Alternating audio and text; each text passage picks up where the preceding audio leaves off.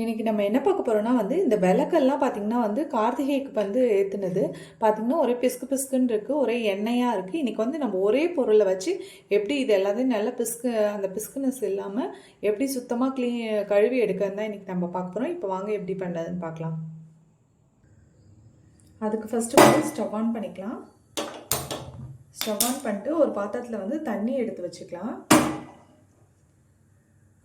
இப்போ பார்த்தீங்கன்னா இந்த தண்ணி நல்லா கொதிக்கிற அளவுக்கு வேண்டாம். நம்ம கை வைக்க முடியாத அளவுக்கு சூடு வேணும். ஐ மீன் கொதிக்க வரும்போது நீங்கள் ஸ்டவ் ஆஃப் பண்ணிவிடுங்க.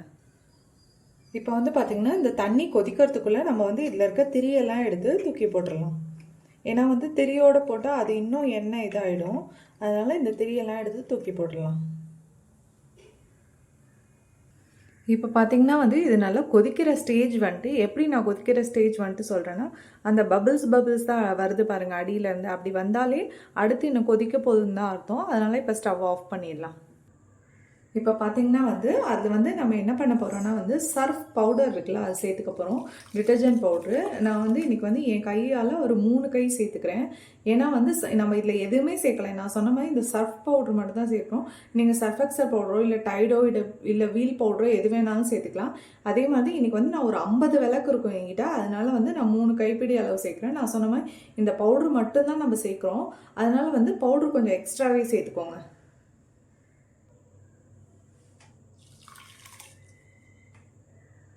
இப்போது தண்ணியை நம்ம ஸ்டவ்லையே வச்சுட்டு இது பண்ண வேண்டாம். இப்படி கீழே இறக்கி வச்சுட்டு நம்ம சர்ஃப் பவுட்ரு போட்டோம்ல, இந்த மாதிரி ஒரு கட்டையை வச்சு கிண்டி விட்டுக்கோங்க. சர்ஃப் பவுட்ரு போட்டதுக்கப்புறம் ஏன் சொல்கிறேன்னா எல்லா இடத்துலையும் பவுட்ரு நல்லா கரையிறதுக்காக இந்த மாதிரி கட்டை வச்சுக்கோங்க. இல்லாட்டி உங்கள்கிட்ட இரும்பு இது இருக்குது அப்படின்னா ஒரு சின்னதாக ஒன்று வச்சுக்கோங்க.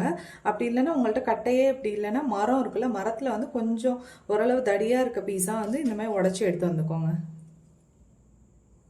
இப்போ நம்ம இதில் எல்லா விளக்கையும் அப்படியே கொஞ்சம் ஒன்று ஒன்றா சேர்த்துடலாம்.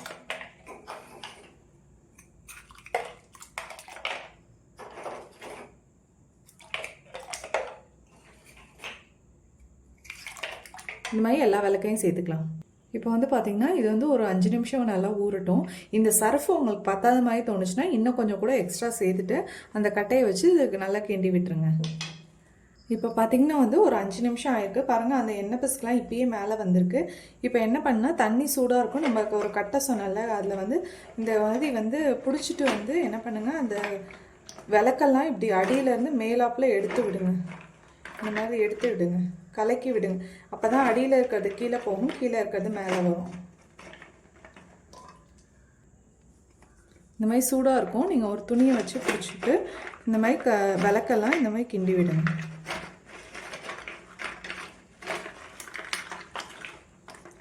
இந்த மாதிரி நான் இப்போ ஒரு தடவை செஞ்சுருக்கேன். இன்னும் ஒரு 5 நிமிஷம் கழிச்சு இந்த மாதிரி செய்ய விட்டுட்டு தண்ணி நல்லா ஆறட்டும். அதுக்கப்புறம் தான் நம்ம கழுவ முடியும். இப்போ இந்த மாதிரி 2 தடவை செஞ்சு முடிச்சதுக்கப்புறம் அப்படியே விட்டுடுங்க. இந்த தண்ணி நல்லா ஆறிடட்டும், நல்லா ஜில்லுன்னு ஆகிடும்ல, அதுக்கப்புறம் தான் கழுவ முடியும். ஏன்னா சூடாக இருக்கும்போது நம்மளால் கழுவ முடியாதுல்ல. பார்த்திங்கன்னா இது நல்லா ஆறிடுச்சு. லைட்டாக சூடாக தான் இருக்குது, கை வைக்கிற அளவுக்கு. இப்போ இதில் என்ன பண்ணால் இந்த சர்ஃப் தண்ணியிலே இந்த மாதிரி தேய்ச்சி விடுங்க. இப்படி இந்த சர்ஃப் தண்ணியிலே இது பண்ணி இப்படி தேய்ச்சி விட்டால் அந்த எண்ணெய் பிஸ்கும் போயிடும், அந்த அழுக்கு இருந்தாலும் போயிடும்.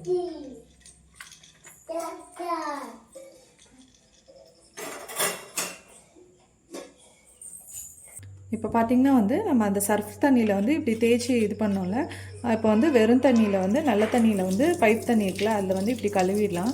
கழுவிட்டோன்னு பார்த்திங்கன்னா அந்த எண்ணெய் பிஸ்கு சுத்தமாகவே இருக்காது. நம்ம ஒன்றுமே பண்ணல, வெந்நீர் வச்சு அதில் சர்ஃப் பவுடர் போட்டு அதில் இந்த விளக்கை இது பண்ணோம் பாருங்கள். இப்போ எண்ணெய் பிஸ்கு சுத்தமாகவே இல்லை பாருங்கள். அப்படியே புது விளக்கு மாதிரி இருக்குது. நடுவில் பார்க்க இந்த கார்னர் மட்டும் கருப்பாக இருக்குல்ல, அதுக்கு நான் இன்னொன்று சொல்கிறேன். அதுக்கு என்ன பண்ணால் ஒரு சின்ன கிண்ணம் எடுத்துகிட்டு, ரொம்ப லிக்விட்லாம் வேணாம், இந்த இவ்வளோ லிக்விட் போகுது. இப்போ நான் போட்டிருக்க விளக்கு எல்லாத்துக்குமே கொஞ்சோண்டு லிக்விட் எடுத்துக்கலாம். இப்போ பார்த்திங்கன்னா அந்த விம்மில் கொஞ்சோண்டு தொட்டுட்டு இந்த கருப்பாக இருக்கிறத இப்படி தேய்ச்சோன்னு வச்சுக்கோங்களேன், அது போயிடும்.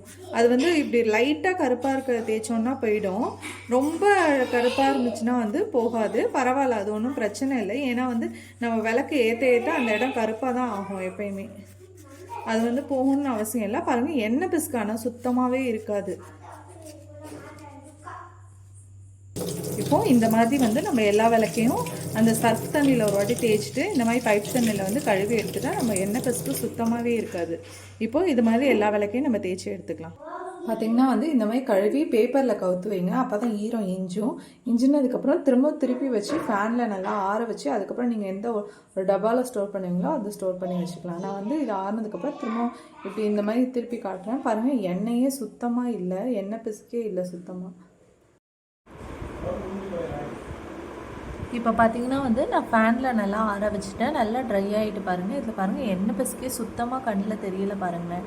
இதே மாதிரி நீங்களும் இந்த மாதிரி விளக்க கழுவி ஒரு இதில் ஸ்டோர் பண்ணி வச்சுக்கோங்க. ஒரு அட்டைப்பெட்டியோ இல்லாட்டி ஒரு டப்பாவில் ஸ்டோர் பண்ணி வச்சுட்டு அடுத்த கார்த்திகைக்கு யூஸ் பண்ணலாம். இப்போ நீங்களும் இதை வீட்டில் பண்ணி பார்த்துட்டு எப்படி இருக்குன்னு கமெண்ட் பண்ணுங்கள். தேங்க்யூ.